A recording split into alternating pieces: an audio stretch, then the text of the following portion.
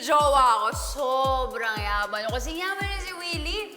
Kahit anong hingin ko, bibigyan niya sa akin kasi galante siya. Pero ito, makinig kayo. Ha? Gusto niya mag-resign ako sa trabaho. Mukha ba magpapakontrol ako? Siyempre hindi. No way!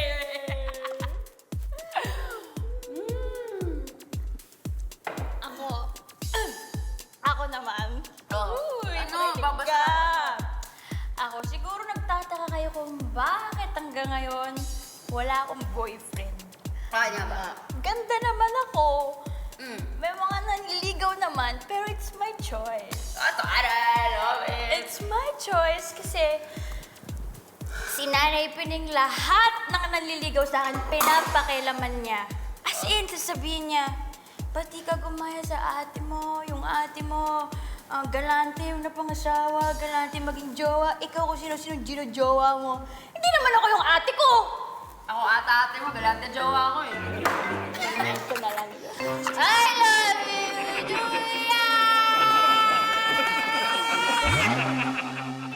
Tama ba yung dinig ko? Ano daw? Mahal niya si... Judy Ann? Sino si Judy Ann? Hindi naman Julia ang pangalan mo.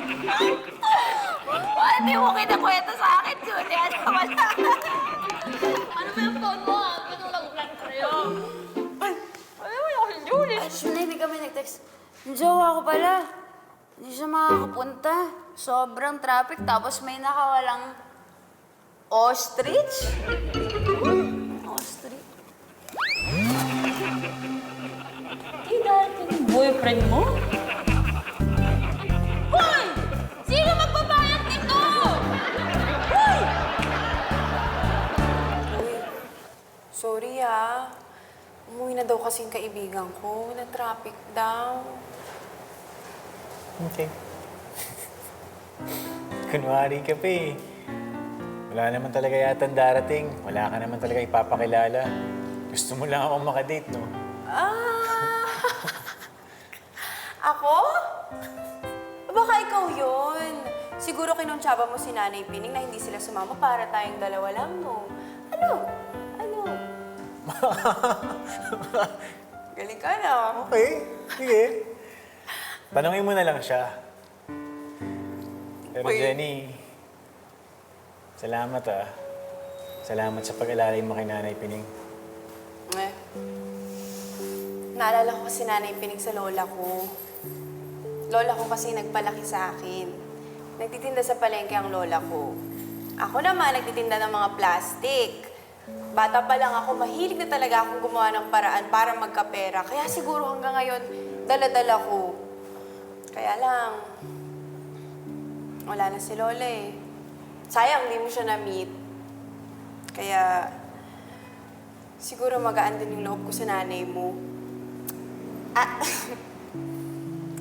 hindi mo nga pala nanay si Nanay Pining. Ang totoo niyan, wala na yung nanay ko, patay na. Pero mag-best friend sila ni Nanay Pining. Kasi yung nanay ko, iwalay na si tatay ko.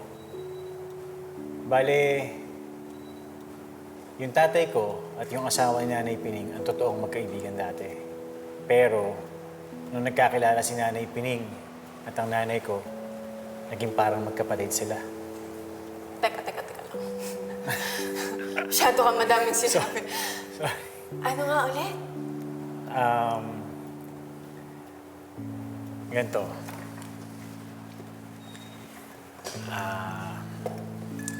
Itong ketchup, ito yung tatay ko.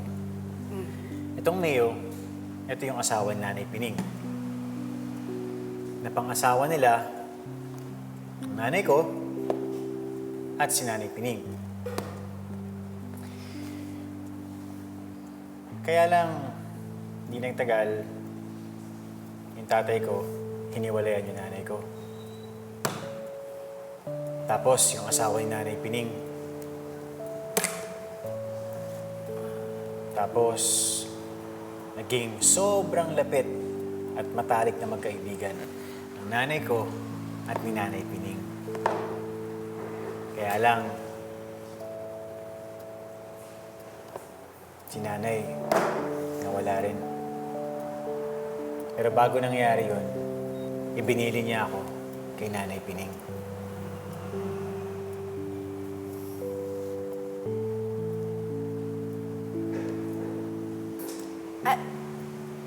Nasa si Ketchup?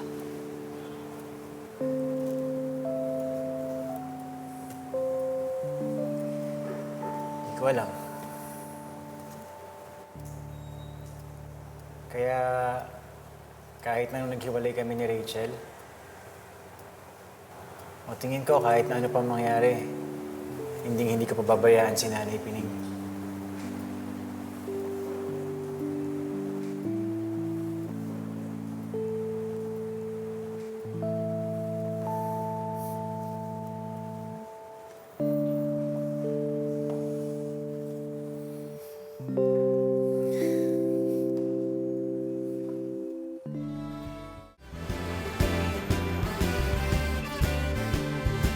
Araw-araw, marami tayong bagong natututunan.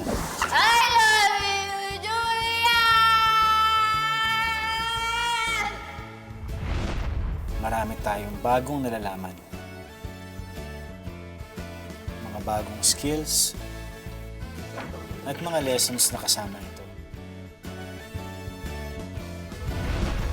Kaya anak, huwag kang matakot makipagkaibigan at matuto ng bagong sports.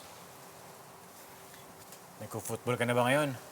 Yeah, Dad, I enjoyed playing football. And I met new friends. They're nice. Kita mo na, anak. Di ba? Anak, speaking of new friend, Zach, I'd like you to meet my new friend, Jenny. Hi, Ate Jenny. Hi, Zach! Ako si Ate Jenny mo. Kamusta ka? Oh, wag mo ko masyadong i-Englishin, ha? Baka mamaya mag-nosebleed ako. Sige po, magtatagalog ako. Hey, Dad, can I show you how I play football? Okay, sige anak. Pakita mo sa amin. Here, watch this. Yeah! Wow! Galing ah. Isa pa nga. Wait, here I go. Nice shot! Galing anak! Matawa mo saya.